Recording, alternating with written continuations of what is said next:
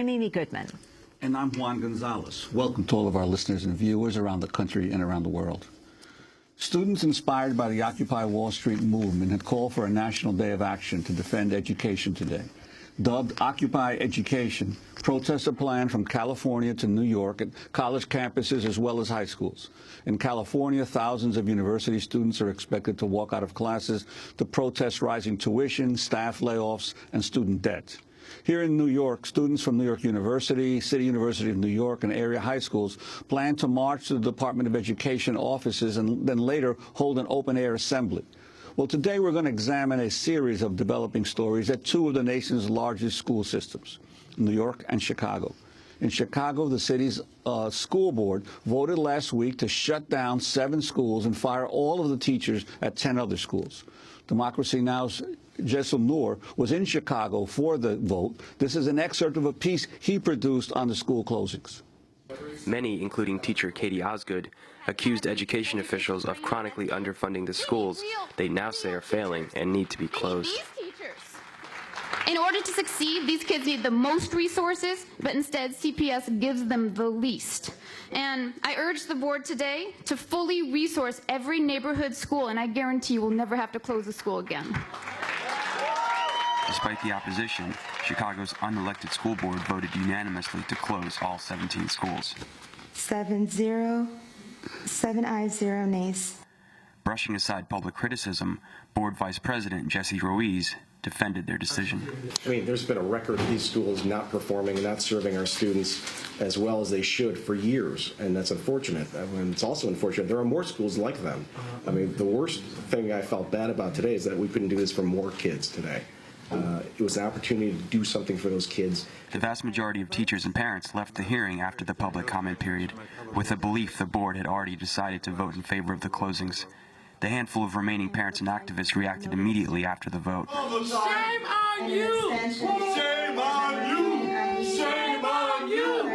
Shame on you! After the vote, Jaisal Noor spoke to Latrice Watkins, who took part in a recent overnight occupation in one of the Chicago schools slated to be closed. I don't understand. I do not understand. We're trying to work with them, but they giving us the boot every time. And whatever they sow, they're gonna reap. That's all I have to say. They know what they're doing, and they know it's wrong. They're gonna reap what they sow.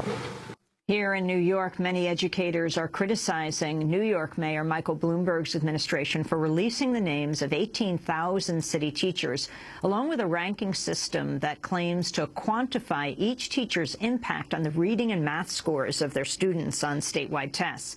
Some experts have warned the rankings are deeply flawed, and even the city's Department of Education concedes the margin of error could be huge. The data was released after a ruling by the state's highest court. The Obama administration's urged other school districts to release similar data on teachers.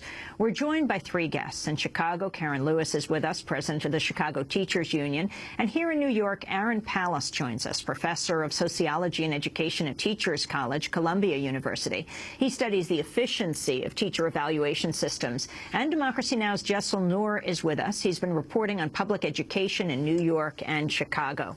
But Juan, let's start with you, because you wrote your column this week on this subject here in New York City. Actually, it was last week. I wrote it as in the prelude to the release of the findings, because one of the things that's been reported in a lot of the press is that the Bloomberg administration released these in response to freedom of information requests from all the New York media organizations. In reality, the Bloomberg administration privately solicited the media organizations to do the FOILs and tried to get them all to do it because they wanted to assure the maximum release of this of these reports.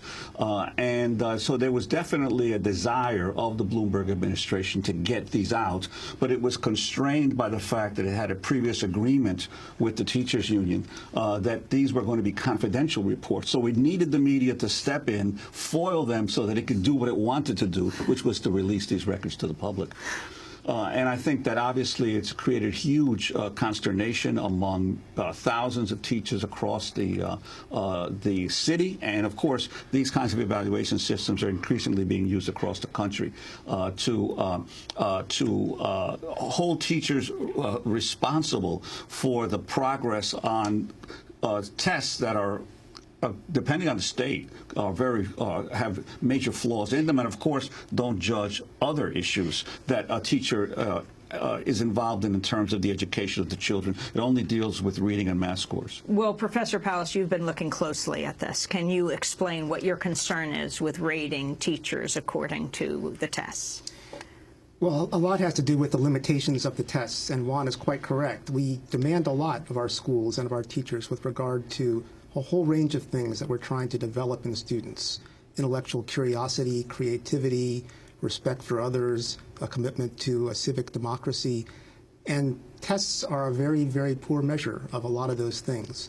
So the danger is that if teachers and schools are held accountable just for these relatively narrow measures of what it is that students are doing in class, that will become what drives the education system. It becomes the tail wagging the dog, with a focus on things that are somewhat important. I mean, test scores are not unimportant, but they're a very small part of the overall picture. And of course, there is the issue now that the entire state of New York is in the process now of adopting new legislation that would require these kinds of value-added measurements to judge all the teachers across the state. And that's something that's happening in many states. When the federal government released its Race to the Top program, many states were incentivized to try to create these kinds of systems that would link teachers' evaluations to student test scores. And so there's more than 24 states that are moving towards this. New York certainly is one of them. And the danger is that, first, that the tests are measuring a small part of what we think is important. And second, they're very blunt instruments. What we saw in New York is that the margin of error for a given teacher, even for 3 or 4 years of information about their students, is very, very wide. We can't tell very well how teachers are doing, even on this limited measure. Jaisal Noor, you've been covering education from New York to Chicago, and today is Occupy Education Day for many students around the country. As we head to Chicago to continue this discussion, talk about the bridge, what links them and the Occupy movement. It's really interesting because a lot of people don't know that some of the key organizers, the key founders of Occupy Wall Street are actually public school teachers. They know better than anyone the effects of the 1% having this undue influence on public education. You have Bill Gates, Eli Broad, these rich, wealthy philanthropists that are backed by, first by No Child Left Behind, now by Race to the Top, that these people who would never send their kids to a public school can dictate the policies that are implemented in public schools across the country through these unelected school boards, as we see in Chicago and in New York. And Karen Lewis can definitely talk more about the struggles in Chicago, one of the areas that has been most altered under No Child Left Behind, and where the prototype for Race to the Top, Renaissance 2010, was first created. And of course, this is extremely important because Chicago is where President Obama comes from and where his Secretary of Education, Arne Duncan, comes from. And where his former chief of staff is now the mayor. Well, Jaisal, I want to turn back to your reporting in Chicago. 3 Chicago teachers agreed to speak to you on the condition that you film only their hands and distorted their voices. I want to play a part of your interview with a teacher at a school managed by the Academy for Urban School Leadership. We are speaking out about AUSL gaining control over more local schools and taking that control away from the public and the community whose children are supposed to be educated at these schools and should have a say in how those schools are run. But AUSL has not shown capacity for actually improving the educations of those students. And if they gain more control of these schools, I think that these students are, and these schools in general, will be worse off than they are now. The biggest problem with our school and the organization is that they don't understand our students. And the organization is the Academy for Urban School Leadership, but they don't understand urban schools, and they have not shown any leadership in dealing with what our school needs and what our students need. If the Board of Ed is listening to this, I would urge them to, if they are going to close a school, and that is the only option they see to help a school improve, is to turn it around. The primary requirement for that should be that the local community retains a say in how that school is managed. And if they take away that say, they're going to be handing it over to an organization that doesn't know anything about their families, their community, or their students. Jaisal Noor, can you explain why you just filmed this teacher's hands and why his voice is distorted? Explain what the Urban Academy is. Right, Amy. So that report was part of a series I did in Chicago for the Real News and Free Speech Radio News. And these teachers contacted me, current teachers from AUSL, the Academy for Urban School Leadership. It's this nonprofit private company, this turnaround specialist, who are given schools by the Chicago public school system, where all the teachers are fired, the principals are fired, all the janitors are fired, and this company comes in to hire all new staff and turn around these so-called failing schools. Now, one of the reasons I went to Chicago was because of this growing outrage against these policies. Protesters were paid to protest for these school closings. That's how unpopular these policies are. We heard from Latrice Watkins, a parent who organized for months in her community. They created an alternative plan to put forward to the school board. The school board didn't listen. And this company has very close ties to the Chicago School Board. Its former chairman is now the president of the Chicago School Board. And it's just a story. Appointed by Rahm Emanuel? Appointed by Rahm Emanuel last year. Mm-hmm. So this is a scenario you can't even make up. The unelected school board voted unanimously to turn several of these schools over to AUSL, and so it's current teachers there that are saying things are so bad, there's no accountability there, that we as current teachers who went to these schools as a way to fix education for these communities, the disinvested communities, even we think this is failing us. And I know Karen Lewis can talk more about the challenges. Yeah, well, I'd like to bring in Karen Lewis, president of the Chicago Teachers Union. You've been in the forefront of attempts to preserve the historic model of public education in your city. What about these changes that have occurred in this and these schools being turned over to AUSL? Well, AUSL has been touted as yet another silver bullet to help our students. Unfortunately, the data don't show that that's what's happening. And we have seen then this whole change. I mean, look, AUSL has been around long enough for them to have data. They were part of the Renaissance 2010 program. So literally, that's the status quo. We're looking to change the way we do school, which is to have more community input. But we also have an agenda that is giving short shrift to a significant population of our students.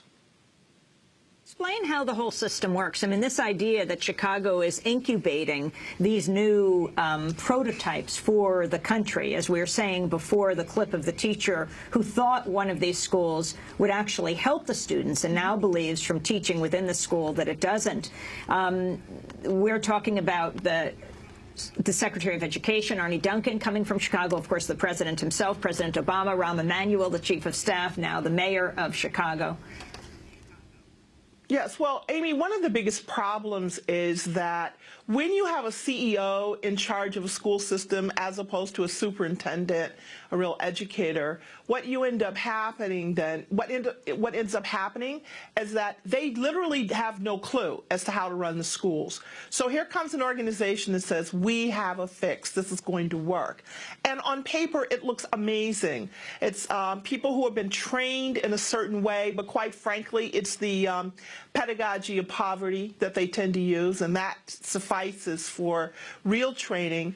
And they have what are called residents, so they have other people who are coming in training to be teachers, and then once they go through a year with supposedly a master teacher who could quite frankly be a second-year teacher, then they're sent out to go to other schools under those circumstances. So what happened was 2 years ago, they did not give AUSL as many schools as they wanted, and last year they got none. So they had all of these people that they had quote-unquote trained ready to go to schools, and there were no schools available to them. So when we saw that the president of the board and also the chief operating officer, who came from AUSL, and prior to that Motorola. So again, we have this very business-oriented model here. When we saw that they were appointed, we knew this year that AUSL was going to get, I call it AUSL, was going to get a ton of schools. You know, I'd like to raise to Aaron Pallas this whole issue of what is happening to the kinds of folks that are being recruited to run the school systems in America today.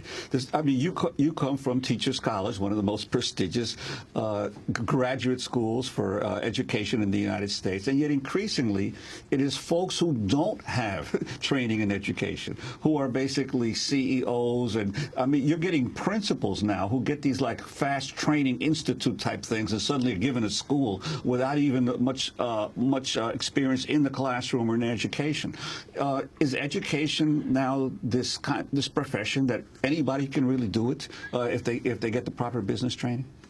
Well, I do think that there are many school systems and large city districts around the country that have chosen to go with people who don't have the traditional education backgrounds, and I think that that is a reflection of the lack of faith that the business community has in traditional education preparation. I don't know that necessarily that the kinds of people who are being tapped to do this have much deep knowledge of how schools work, and that is one of the problems, especially in a large, complex system. The perception is it's like any other large, complex business organization. You need to bring in someone who's a skilled manager, and that will carry the day. But there's something special about education, and especially public education, that requires a deeper understanding of the teaching and learning process that I think is lacking in a lot of the school leaders that we are producing today. Because you're not producing widgets, you're producing human beings who are supposedly can function as citizens in a society. That's correct. Jaisal, why don't you set up this next clip? This one is in New York. Right, Amy. So a few weeks ago, just like in Chicago, there was a vote to close more schools. There was a vote in New York, and students organized. And I was talking with the students as they organized a walkout to raise awareness about these school closings, and students that are in schools that were voting, that were going to be voted on to close. How many schools? It was 18 schools were voted to be closed. They linked up with students whose schools are undergoing closings, and one of those schools was Paul Robeson High. And so I talked to these students and to understand why they linked up with schools that were already undergoing a closing. Let's go to the clip. According to the Alliance for Quality Education, $1.3 billion in cuts in 2011 meant a reduction in spending of more than $800 per student in poor districts. In wealthy districts, the cut was about $270. Students, including Legacy senior Marte, says the city's policies of closing schools is misguided, and they organized the walkout to send a message that other solutions are possible. We're kind of risking it all because with walking out, our message is not to cut school. Our message is bigger, like this is our education. So the same fact that you want us to learn, we want to learn and we have the right to learn, but you not giving us a chance just fails us just as much as us walking out of school does, and that's the bigger picture. Marte has reached out to a dozen other schools, including Brooklyn's Paul Robeson High. Last year, students and teachers there lost an intense battle to stop their school from being phased out. When Robeson reopened in the fall, it did not have an incoming freshman class. Instead, 2 new schools were opened inside the same building. Robeson's remaining staff and funding were reduced. And then when they had voted to close the school, you noticed a lot of things disappearing in a way. Like, a lot of my high school years, my future was disappearing with it. I soon realized. 17-year-old Robeson senior Kaylin Burton, who's participating in the walkout with other classmates, says closing schools limits students' opportunities. It affected me, like it changed my whole perspective on where I thought I would, what I wanted to do with myself after high school. I felt like my options were very limited after a while. I mean, I came into the school for science and technology, and now I'm in a business class. Why? Because they don't have science or technology anymore. So that was a student at Paul Robeson High, one of the over 100 schools that has been closed down by Mayor Bloomberg since 2002. And the effects of these school closings in neighborhood schools is one of the great untold stories today, because it's devastated communities. The staff at the school dropped from over 80 to 18 in the span of a year. The budget was cut by hundreds of millions of dollars. So this is like one of the untold stories. These communities have been devastated by globalization, unemployment, foreclosures. The bedrock of these communities was these neighborhood schools, and now they're being destroyed in these communities. Are these students walking out? They walked out a few weeks ago, and they're organizing again to raise awareness about this. Well, I'd like to ask Karen Lewis, the school closings are a huge problem in Chicago as well as New York and around the country. I understand that there's a hearing today in the state legislature in Illinois around this issue of school closings. What is that hearing about, and what are you planning to do with your union to continue to defend the community schools? Well, we have been working with a variety of community organizations and parents in order to develop language that would have a moratorium on these policies. I mean, this has not been studied, practiced to see how well it works, and we're getting so much conflicting information about the efficacy. So we are sponsoring bills that will actually force CPS to be infinitely more transparent. I mean, the issue about this is they were required by a state law from last year, that because we tried to get a moratorium last year, and the requirement for the state law said that they had to involve parents in the decision-making process. And basically what they did was say, here's the decision, you comment on it, thank you very much, and we're going to do what we want to do. Because as far as our mayor is concerned, about 100,000 children in this system don't really matter. So we've had a lot of issue with how to approach this. So we've done the legislative route. We're also looking at the possibility of working with some local school councils on the legal front in terms of a lawsuit. And Karen Lewis, could you clarify when you say 100,000 school children don't really matter? You recently spoke out publicly about some comments that the mayor made to you in a private meeting? Yes. What was that? Yes. When I first met him, we had dinner together, and he said, well, you know, 25% of these kids are never going to be anything, they're never going to amount to anything, and I'm not throwing money at it. And I was like, wow, you know, even if you believe that, you can't say that to me. So I just watch how he has used black and brown and poor children as props to push an agenda that is all about privatization and all about so-called accountability, but is really the status quo. Because once schools get put on probation here in Chicago, the Chicago Public Schools takes away the democratically controlled local school councils, takes that power away from them to hire and fire and evaluate principals and to spend discretionary funds. So we see this culture of punishment and culture of disinvestment, and it is rampant and obviously spreading throughout the country.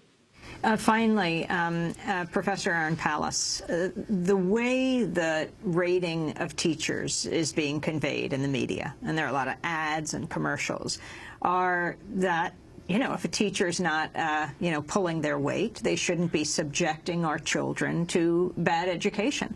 And the reason they don't want these ratings out is because the unions have so much control, and they've prevented the ratings from happening until this point. They just want to protect their members, not education. Your final comment on that? Well, it's a very distorted view, I think, of what's actually happening out there. The reality is that these measures were created by the Department of Education knowing that they were very limited. They don't tell us very much about teachers' performance, and they're being used to vilify teachers. You don't like seeing splashed across the front page of the tabloids New York City's worst teacher with a photograph of the person. There's just no call for that.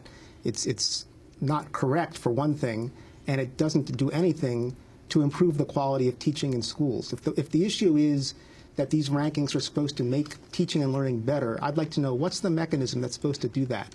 Giving a teacher a ranking doesn't improve what's happening in any classroom across the city. Well, I want to thank you all for being with us. Professor Aaron Pallas, Columbia Teachers College. Jaisal, thanks so much for your work. Democracy Now! Correspondent Jaisal Noor, our education correspondent, and Karen Lewis, president of the Chicago Teachers Union. This is Democracy Now! When we come back, we're